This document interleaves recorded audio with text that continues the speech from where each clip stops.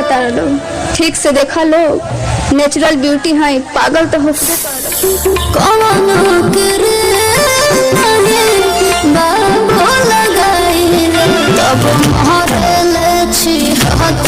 जाना जब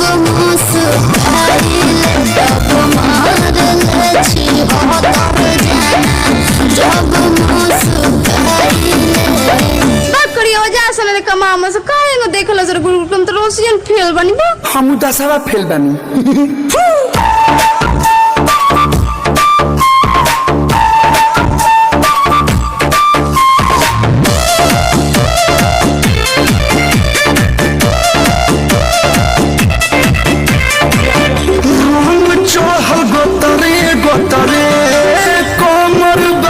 पतरे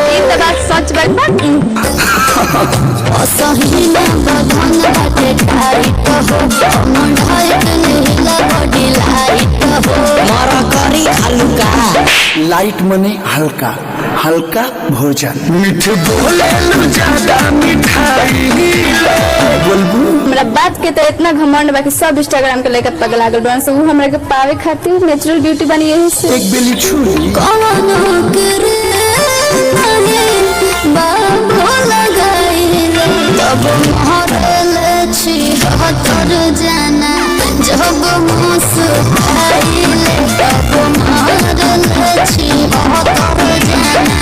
जब मुस्काइले होय होय लुलु लुलु चिढ़ावती अरे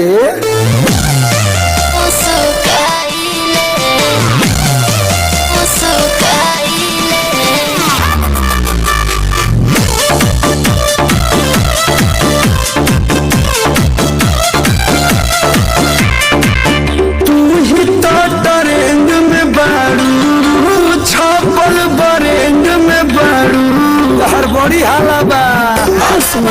कलम हमर से बनने मिसाइल हो लालू नंदन रखिला पर खाइल हो ब्यूटी को लगवाला दिल जहरा न पारी सलाई हिले कितना जना आइलो ना कितना जनी गइली अब तब ना नेचुरल ब्यूटी हो पइली झमकावला से होई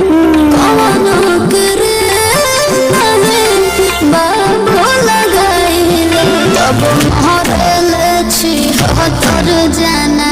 जब मुस्काइले तब महरल छी हतर जाना जब मुस्काइले अरे छतवा लिया रे धूप बा ई तो बात सच बा कि पापा के पड़िए से के धूप लागेला पापा के पास के ऐसा लगे और रेडी करिए करिए रहेलन से करिए बन जा लेकिन तोरा से बढ़िया बन जा